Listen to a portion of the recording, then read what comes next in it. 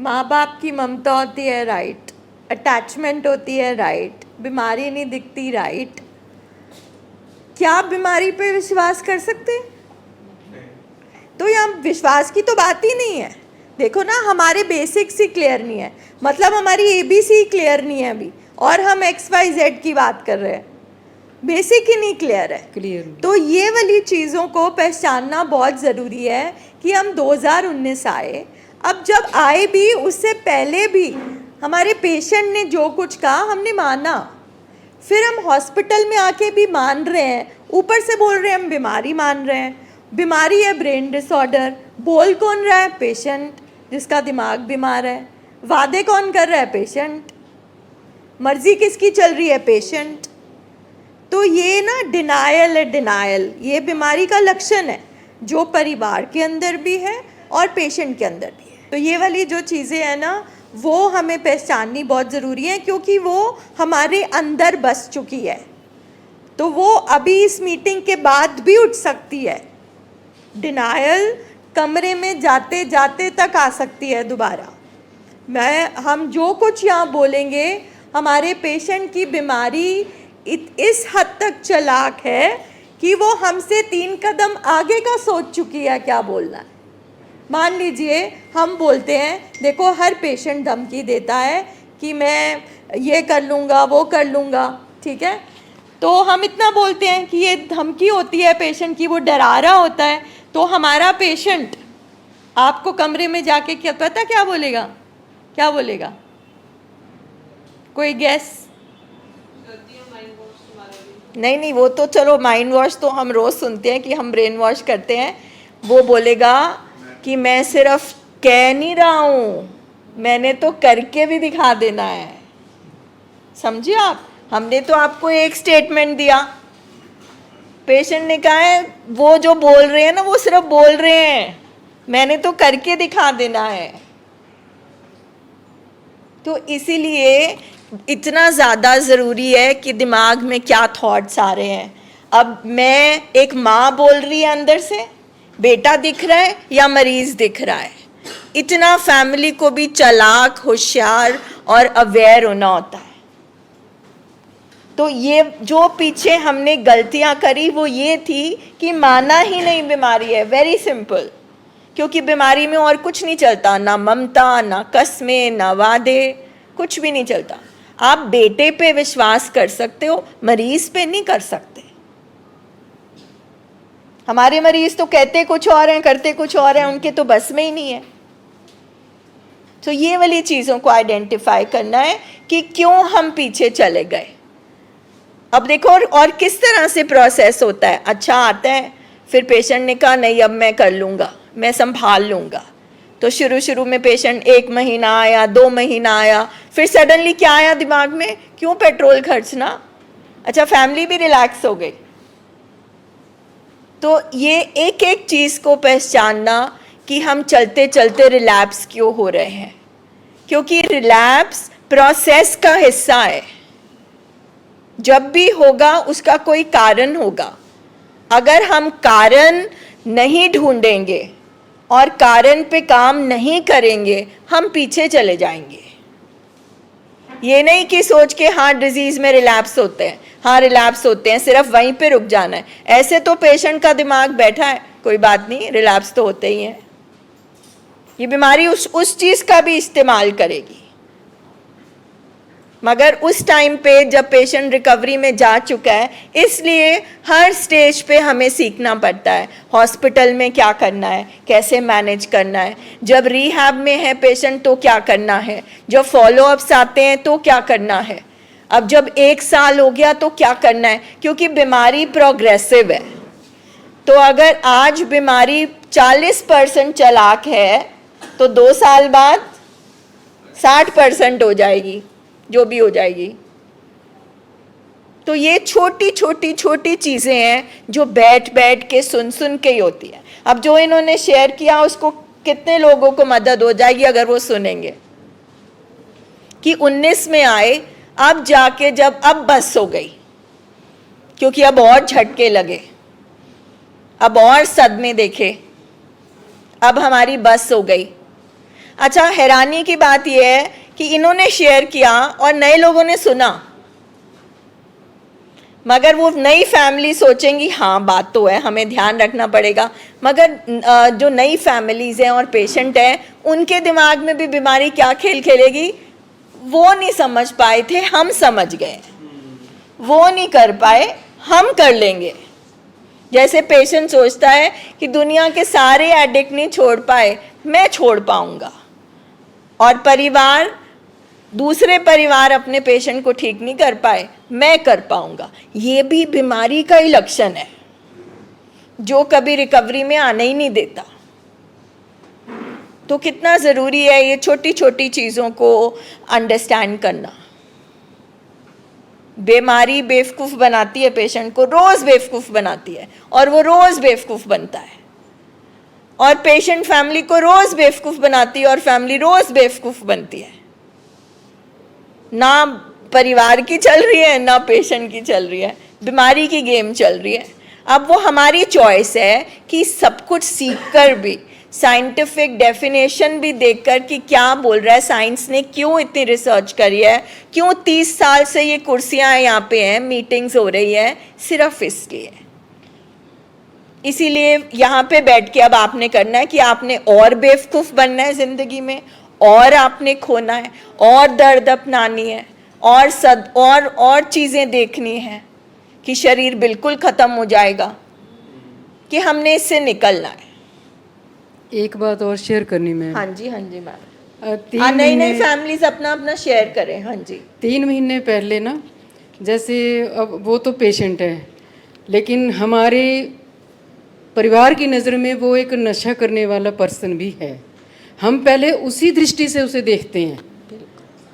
मैं अपनी बात कर रही हूँ। ट्रू, सब देखते हैं। तो एक दिन क्या हुआ कि जैसे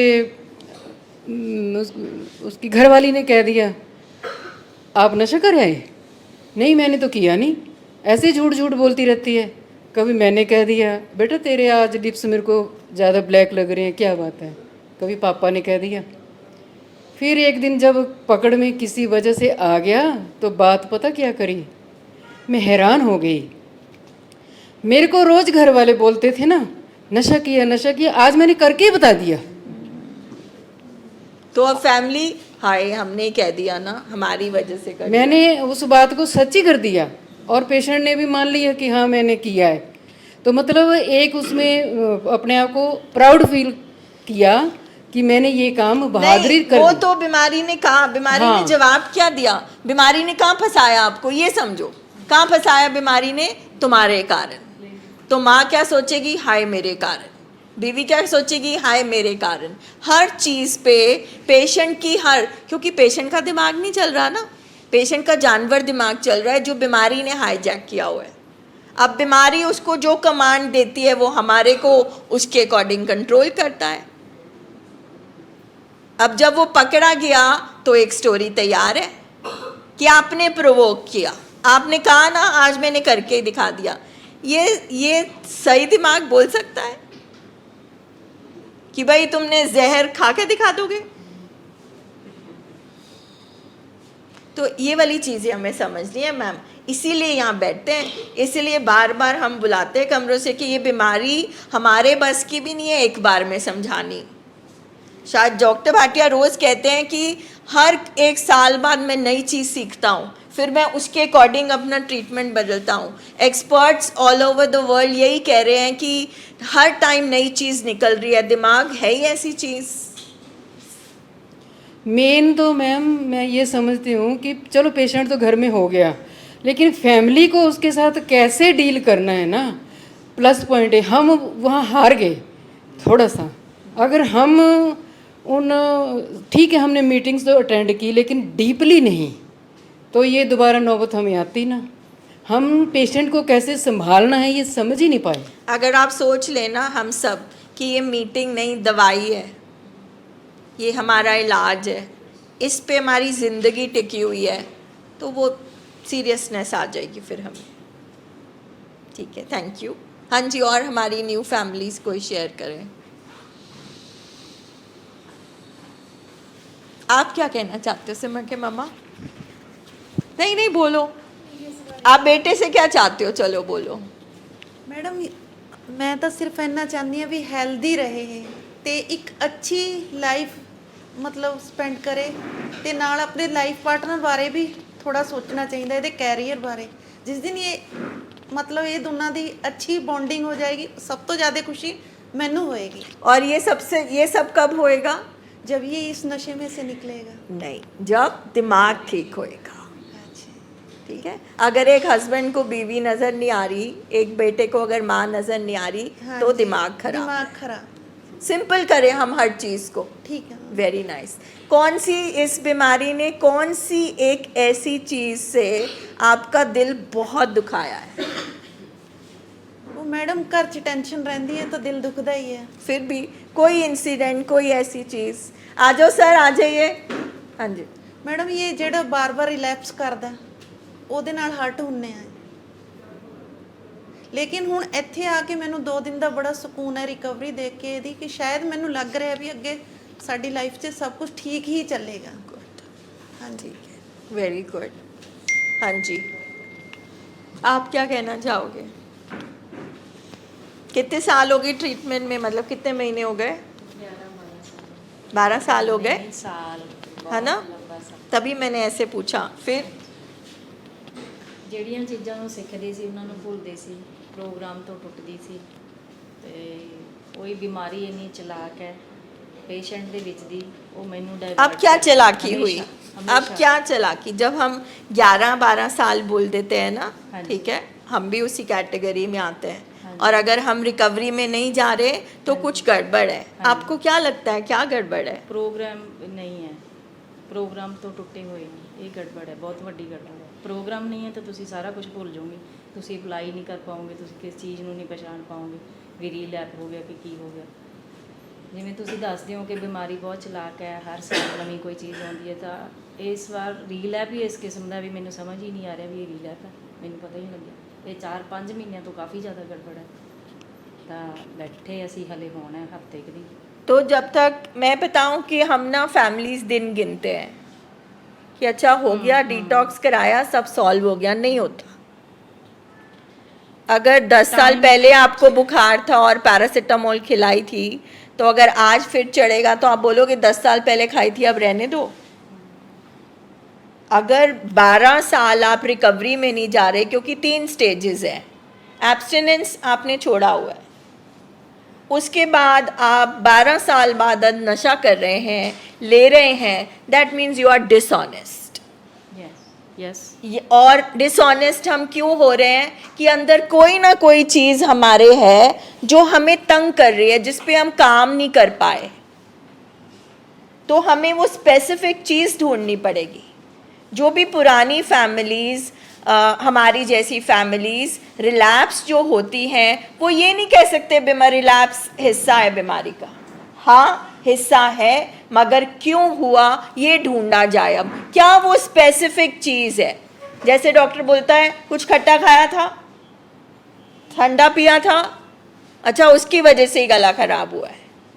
तो इसी तरह से जब तक, अगर साइंस ने बोला है 3 स्टेजेस हैं, एब्स्टिनेंस नशा छोड़ो, सोब्राइटी अपने कैरेक्टर फ्लॉस पे काम करो, अपनी ज़िंदगी को हेल्दी करो, ज़िंदगी हेल्दी होगी, सब कुछ ठीक चलना शुरू होगा, तो दिमाग का डोपामिन खुद ही बनना शुरू हो जाएगा, अंदर से खुशी निकलेगी, बाहर की खुशी की ज़रूरत नहीं पड़ेगी आर्टिफिशियल नशे की, फिर आप रिकवरी में जाओगे। तो ये तीनों स्टेजेस में आप कहाँ रह गए?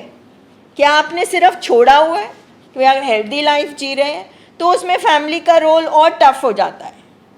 आपको अपना रोल रिवाइज करना है कि कहीं अभी भी बैसाखी तो नहीं बने हुए, हमें अपना रोल रिवाइज करना है। तो अब जैसे आप जो 11-12 साल हो गए उनको सुन रहे हैं, तो प्रोसेस में हम सारे हैं ना, कोई क्लास 1 में है, कोई क्लास 2 में है, कोई क्लास 3 में है। So this we have to, ये हम नहीं कह सकते 12 साल बाद, मैं, आप, हम में से कोई नहीं कह सकता कि relapse is part of recovery. Yes, but what is causing relapse? क्या वो जड़ है, क्या वो कमज़ोरी है, क्यों, किस चीज़ पे काम नहीं हो रहा, तो वो एज फैमिली आपको ढूंढना है, हमको ढूंढना है और हमारे पेशेंट्स को अपना ढूंढना है। तो इस पे काम करना बहुत ज़्यादा ज़रूरी है।